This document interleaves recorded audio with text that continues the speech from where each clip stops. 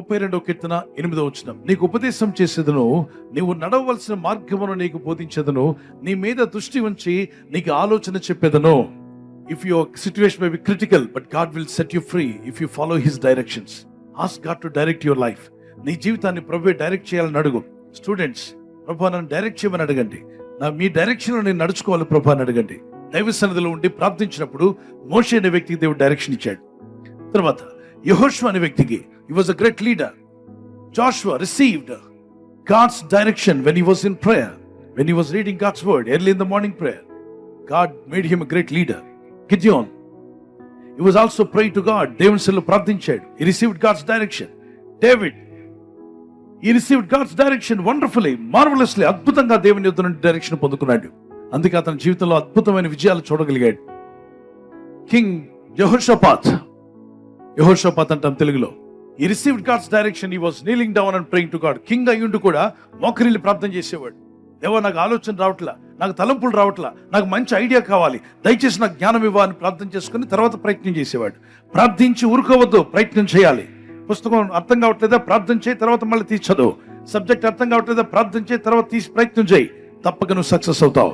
King హిజ్కియా 2 రాజుల గ్రంథం 20వ అధ్యాయం 5వ వచనంలో కన్నీళ్లతో ప్రార్థన చేస్తుండగా ఆయుష్ లేదని చెప్పిన వ్యక్తికి 15 సంవత్సరాల ఆయుష్ పెంచాడు దేవుడు.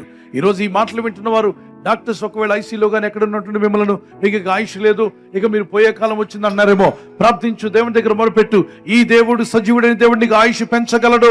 నువ్వు ఆయుష్నిచ్చి దేవుడిని నిలబెట్టగలడు. నీకు ఆయుష్ను పెంచగలడు దేవుడు. ఈయన విశ్వాసం నుంచి ప్రార్థించే దేవుని కృపని ఆవరిస్తుంది. ఆమేన్. జార్జ్ ముల్లర్ చెప్పినటువంటి మాట, word of God is our only standard and the Holy Spirit our only teacher.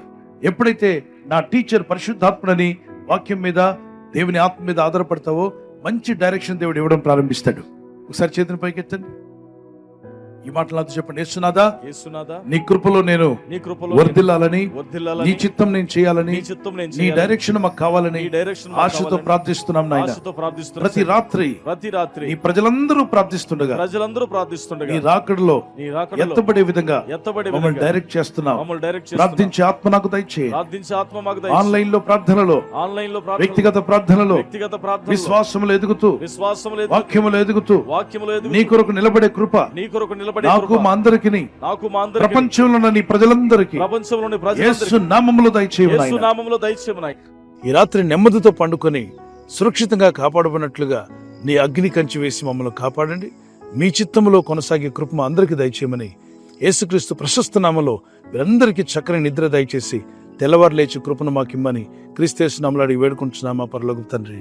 ఆమేన్, ఆమేన్. ఈ వాగ్దానాన్ని మీతోనే ఉంచుకోకుండా లైక్ చేయండి, షేర్ చేయండి.